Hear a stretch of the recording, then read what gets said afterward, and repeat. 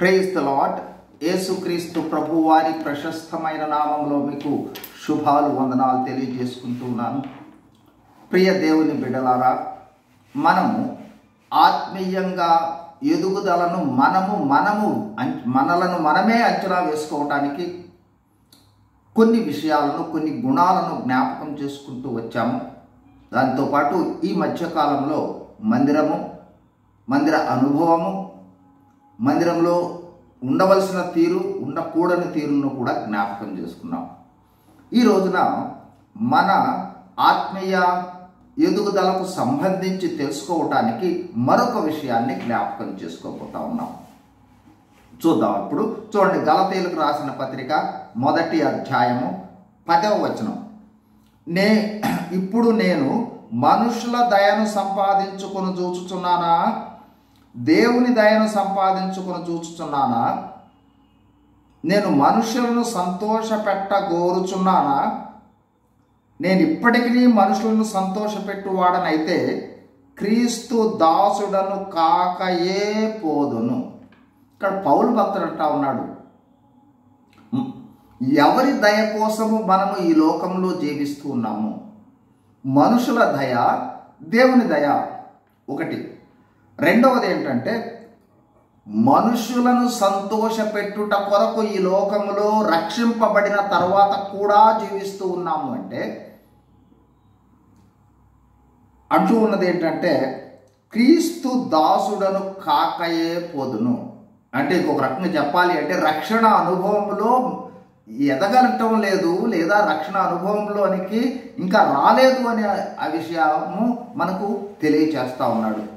కాబట్టి రక్షింపబడిన మనము మనుషులను సంతోషపెట్టే అనుభవంలో నుండి దేవుని సంతోషపెట్టే అనుభవంలో ఎంతగా ఎదిగాము, మనుషులను సంతోషపెట్టే విషయంలో ఎంతగా తగ్గాము అనే దానిని బట్టి మన ఆత్మీయ ఎదుగుదలను మనం అంచనా వేసుకోవచ్చు.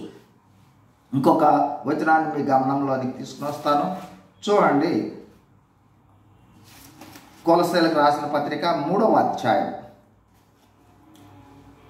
1-2 వచనాలు చదువుతున్నాను. మీరు క్రీస్తుతో కూడా లేపబడిన వారైతే పైనున్న వాటినే వెతకుడి, అక్కడ క్రీస్తు దేవుని కుడిపార్శ్వమున కూర్చుండి ఉన్నాడు. పైనున్న వాటి మీదనే కాని భూ సంబంధమైన వాటి మీద మనసు పెట్టుకొనకుడి. ఇక్కడ అదే విషయాన్ని ఇంకొక విధంగా చెప్తా ఉన్నాడు. ఇక్కడ క్రీస్తుతో పాటు లేపబడిన వారు అంటే నూతన జన్మ అనుభవము కలిగిన వారైతే మీరు చూడవలసింది పరలోకము, పరలోక సంబంధమైనవి, పరలోక సంబంధమైన ఆశీర్వాదాలు, పరలోక సంబంధమైన మహిమ, వాటి మీద ఎంతగా మన దృష్టి పెరుగుతూ ఉందో దానిని బట్టి ఆత్మీయ అంచనా వేయవచ్చు. ఆ పరలోక సంబంధమైన విషయాల మీద దృష్టి ఎదుగుతూ ఉన్న కొద్దీ ఈ లోక సంబంధమైన విషయాల మీద దృష్టి తగ్గుతూ ఉంటుంది. కాబట్టి దీని నుండి బయటకు వస్తూ ఉంటాము, అటు వెళ్తూ ఉంటాము. ఈ అనుభవం అంటే లోకము, లోక సంబంధమైన ఆశలు, లోక సంబంధమైన విధానము, ఈ లోకం మెచ్చుకునేటట్లుగా జీవించటం, ఈ లోకం కోసం జీవించటం, ఏ విధమైన మార్పు లేకోకుండా ఇంతకుముందు ఎట్లా ఉన్నామో అట్లాగే ఈ లోకంలో జీవించే అనుభవంలో ఉన్నట్లయితే ఆత్మీయ ఎదుగుదల లేని క్రింద లెక్క. రక్షణలోనికి వచ్చాము అంటే కంప్లీట్గా మారిపోవాల్సిందే. మన ఆలోచనలు మారిపోవాలి, మన ప్రవర్తన మారిపోవాలి, మన భాషలు మారాలి, వేషం మారాలి, మన బిహేవియర్ మారాలి. కాబట్టి అనేకమైన మార్పులు క్రీస్తు ప్రభువు రూపములోనికి రావటమే రక్షణలోనికి రావటం అంటే.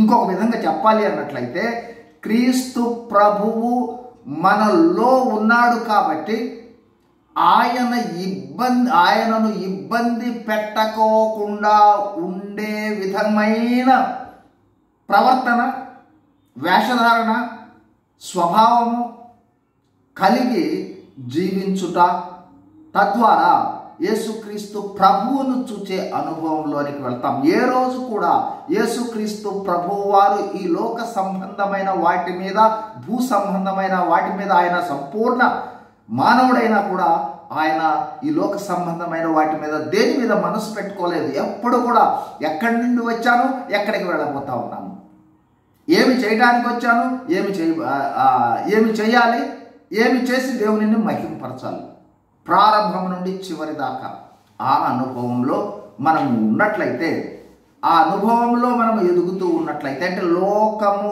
ఆకర్షణలలో నుండి లాగబడుతూ ఉన్న అనుభవంలో ఉంటే ఎదుగుతూ ఉన్నట్టు, పరలోక సంబంధమైన అవి మనలను ఆకర్షించుకుంటూ ఉంటే ఆ వైపున మనము మళ్ళుతూ ఉంటే ఆత్మీయంగా ఎదుగుతూ ఉన్న క్రింద లెక్క. రక్షింపబడి కూడా ఇంతకు ముందు ఎట్లా ఉన్నామో లోక సంబంధమైన ఆస్తి మీద, ఉద్యోగం మీద, లేదా సంపద మీద, లేదా వేష భాషల మీద, ఇతర వాటి మీద ఉన్నట్లయితే ఆత్మీయంగా ఎదుగుదలలో ఉన్న క్రింద లెక్క కాదు. గమనించుకోవాలి, ఎవరికి వాళ్ళే పరీక్షించుకోవాలి. ఇది ఇంకొకరిని చెప్పేది కాదు. మనలను మనము, యేసు ప్రభు మనతో ఉన్నాడు కాబట్టి మనం ఉంటూ ఉన్న స్థితి ఆయనకు ఆయాసకరంగా ఉందా లేదా అనేది. సరే, ఈ సమయంలో కొన్ని ప్రాముఖ్యమైన విషయాలను మనం జ్ఞాపకం చేసుకోబోతా ఉన్నాము. చూడండి, ఎఫెసీయులకు రాసిన పత్రికలో మనం చూస్తే రక్షింపబడిన వాళ్లకు ఉండవలసిన ప్రాధాన్యతలు కూడా తెలియజేయటం జరుగుతుంది. ఆ ప్రాధాన్యతలు చూడండి, ఎఫెసీ 1:3 ఏమని రాయబడిందంటే, పరలోకములో ఆత్మ సంబంధమైన ప్రతి ఆశీర్వాదమును మనకు అనుగ్రహించెను అని 3వ వచనంలో రాయబడింది. ఫస్ట్ చెప్పాల్సి వచ్చినప్పుడు రక్షణ ద్వారా వచ్చిన ఆశీర్వాదాలను, పరలోక సంబంధమైన ఆశీర్వాదాలు ఫస్ట్ ప్రయారిటీ. రక్షింపబడితే ఫస్ట్ ప్రయారిటీ అదే ఉండాలి. ఇక తర్వాత చూడండి, 10వ వచనం దగ్గరకు వచ్చిన తర్వాత కానీ ఇతర ఆశీర్వాదాల వైపుకు రాలా. చూడండి, 10వ వచనంలో ఆయన పరలోకములో ఉన్నవే కానీ, అంటే ముందు పరలోకంలో ఉన్న వాటినే చెప్పి ఆ తర్వాత భూమి మీద ఉన్న వాటినే కానీ. గమనించండి, ప్రయారిటీ పరలోక సంబంధమైన వాటి మీద మన ఆశ ఉన్నదా? ఈ లోక ఆశ నుండి బయటకు వస్తా ఉన్నామా లేదా? అట్లాగే ఉన్నాము, రక్షింపబడి అన్నట్లయితే జడ్జి చేసుకోవాల్సిందే మనల్ని మనం. అట్లాగే మరొక వచనాన్ని మీ గమనంలోనికి తీసుకుని వస్తాను. చూడండి, 2వ కొరింథీయులకు రాసిన పత్రిక 4వ అధ్యాయము 17-18. మేము దృశ్యమైన వాటిని చూడక అదృశ్యమైన వాటినే నిదానించి చూచుచున్నాము గనుక క్షణమాత్రముండు మా చులకని శ్రమ మా కొరకు అంతకంతకు ఎక్కువగా నిత్యమైన మహిమా భారమును కలుగజేయుచున్నది. ఏలయనగా దృశ్యమైనవి అనిత్యములు, అదృశ్యమైనవి నిత్యములు. ఇక్కడ ఒక గొప్ప సత్యాన్ని చెప్తా ఉన్నాడు పౌలు భక్తుడు. దేని మీద మన మనసు ఉండాలి? అదృశ్యమైన వాటి మీద ఉండాలి. అదృశ్యము, పరలోకము, మనలో ఉన్న దేవుడు, మనతో ఉన్న దేవుడు, ఆ దేవుని వద్దకు వెళ్ళటానికి సంబంధించిన మందిర విశ్వాసులు, పరిశుద్ధాత్మ, ఇట్లా అదృశ్యమైనవి. ఎందుకంటే ఆత్మ సంబంధమైనవన్నీ కూడా అదృశ్యమైనవే. అంటే ఏంటంటే మానవ భౌతిక నేత్రాలకు కనిపించవు, కానీ రక్షింపబడిన మన మనోనేత్రాలకు స్పష్టంగా కనిపిస్తూ ఉంటాయి.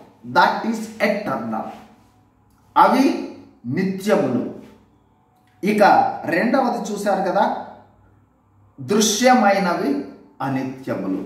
అంటే మనము ఈ శరీర సంబంధమైన, లోక సంబంధమైన ఇవన్నీ కూడా అనిత్యములు. ఇవి శాశ్వతం కాదు, మనకు శాశ్వతంగా ఉండేవి కాదవి. అంతేకాదు సుమా, అవి కొంతకాలం తరువాత వేండ్రముతో దహించి వేయబడతాయి. ఆకాశము, పాత ఆకాశము, పాత భూమి, సముద్రము ఇవన్నీ ఏమీ లేకోకుండా పోతాయి. కాబట్టి ఎంత ఉన్నా కూడా, కాబట్టి ప్రాముఖ్యమైనది కనిపించేవి కాదు, కనిపించనవే ప్రాముఖ్యమైనవి. అందుకని బహు జాగ్రత్త వహించవలసి ఉంది. వేటి వైపు మన మనస్సు ఉంది, వేటి వైపు మన మనస్సు లేదు అనే విషయాన్ని మనం జాగ్రత్తగా గమనించవలసిన వాళ్ళమై ఉన్నాం. కాబట్టి ఈ సమయంలో చూడండి, మన మనసు ఉండవలసిన వాటిని చాలా ప్రాముఖ్యమైన విషయాన్ని పేతురు భక్తుడు రాస్తాడు. 1 పేతురు పత్రిక 1వ అధ్యాయము 3, 4, 5 వచనాలు. మన ప్రభువకు యేసుక్రీస్తు తండ్రి అయిన దేవుడు స్తుతింపబడును గాక. మృతులలో నుండి యేసుక్రీస్తు తిరిగి లేచుట వలన జీవముతో కూడిన నిరీక్షణ మనకు కలుగునట్లు, అనగా అక్షయమైనది, నిర్మలమైనది, వాడబారనిది అయిన స్వాస్థ్యము మనకు పరలోకంలో ఉంది. ఏంటది? అక్షయము, క్షయము కానిది, నిర్మలము, సంపూర్ణంగా పరిశుద్ధమైనది, వాడబారనిది, వాడిపోయేది కాదు, ఎప్పుడు అట్లాగే ఉంటుందన్నమాట. అలాంటి స్వాస్థ్యము మనకు కలుగునట్లు ఆయన తన విశేష కనికరము చొప్పున మనలను మరలా జన్మింపజేశాను. నూతన జన్మ అనుభవం యొక్క ఉద్దేశం అది. అదే 5లో వ్రాయబడింది చూడండి. కడవరి కాలమందు బయలుపరచబడుటకు సిద్ధంగా ఉన్న రక్షణ మీరు కలుగునట్లు. అంటే ఆ రక్షణలోనికి వెళ్ళాం కదా, ఆ రక్షణ ఎప్పుడు బయలుపడుతుంది? కడవరి కాలంలో బయలుపడిపోతా ఉంది. కలుగునట్లు విశ్వాసము ద్వారా దేవుని శక్తి చేత కాపాడబడుట కొరకు ఆ స్వాస్థ్యము పరలోకమందు భద్రపరచి ఉన్నది. ఆ స్వాస్థ్యం ఉంది, పరలోక స్వాస్థ్యం. కాబట్టి ఈ లోక సంబంధమైన ఆ అనుభవాల నుండి, ఆకర్షణల నుండి, ప్రయత్నాల నుండి, వాటి ద్వారా పొందే మహిమ నుండి బయటకు వచ్చేసేసి నిత్యము ఉండే మహిమ వైపుకు ఎంతగా మనము మళ్ళుతూ ఉన్నాము అనే దానిని బట్టి ఆత్మీయ ఎదుగుదల అంచనా వేయవచ్చు. రక్షణలోనికి వచ్చిన తర్వాత కూడా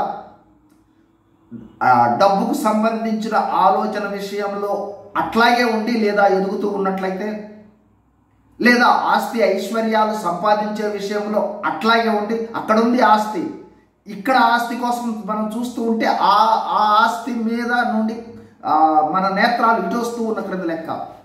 ఆస్తి, ఐశ్వర్యము, సంపద, లోక సంబంధమైన ఘనత, లోకములో కనపరుచుకోవటము, లోకముతో మిళితమైపోవటము, వాళ్ళతో పాటు సమానంగా జీవించాలని అనుకోవటము జరుగుతూ ఉంది అన్నట్లయితే, మన రక్షణ ద్వారా వచ్చిన ఆ అదృశ్యమైన నిత్యమైన ఆశీర్వాదాల మీద దృష్టి తగ్గుతూ ఉంది, లేదా తగ్గవచ్చు, లేదా దృష్టి ఉండలేదు, లేదా ఆ పరిస్థితులలో ఎదుగుదల లేదు అనేది గుర్తించవచ్చు. కాబట్టి దానిని బట్టి మనము అంచనా వేసుకుందాం. రక్షణలోనికి వచ్చాం, నూతన జన్మ అనుభవంలోకి వచ్చాం. ఈ లోక సంబంధమైన, శరీర సంబంధమైన వీటి నుండి, అనిత్యములైన వాటి మీద నుండి మన దృష్టి ఎంత తగ్గుతూ ఉంది అనే దాన్ని బట్టి ఆత్మీయ ఎదుగుదల చెప్పవచ్చు. తగ్గుటతో పాటు నిత్యమైన వాటి మీద ఎంత ఎదుగుతుంది అనే దాన్ని బట్టి మన యొక్క ఆత్మీయ ఎదుగుదలను మనం అంచనా వేసుకోవచ్చు. కాబట్టి మనలను అంచనా వేసుకుందాం. ఒకవేళ ఆ ఎదుగుదల విషయంలో ఇంకా అనుభవంలో లేకపోయినట్లయితే దినదినము ఎదగటానికి మనం ప్రయత్నం చేద్దాం. యేసుక్రీస్తు ప్రభువును పోలిన అనుభవంలోనికి వచ్చినట్లుగా దేవుడు మనకు సహాయం చేయనుగాక. ప్రార్థన చేసుకుందాం. పరిశుద్ధుడైన మా ప్రియ పరలోకపు తండ్రి, యేసుక్రీస్తు ప్రభువారి శ్రేష్టమైన ఘనమైన నామంలో స్తోత్రాలు, వందనాలు. దేవా, మీరు ఇచ్చిన ఈ శ్రేష్టమైన సమయాన్ని బట్టి స్తుతిస్తా ఉన్నాం. ఆత్మీయ రక్షణ ఎదుగుదల కొరకై ప్రభువా మీరు సహాయం చేస్తున్నారు. ఎదుగునట్లుగా సహాయం చేయండి. చేరి వచ్చిన ప్రతి ఒక్కరిని కూడా మీ దయగలిగిన హస్తాలను చాపి దీవించి ఆశీర్వదించండి. యేసు ప్రభు వారి నామంలో వేడుకొంచున్నాము తండ్రి. Amen. Praise the Lord. God bless you.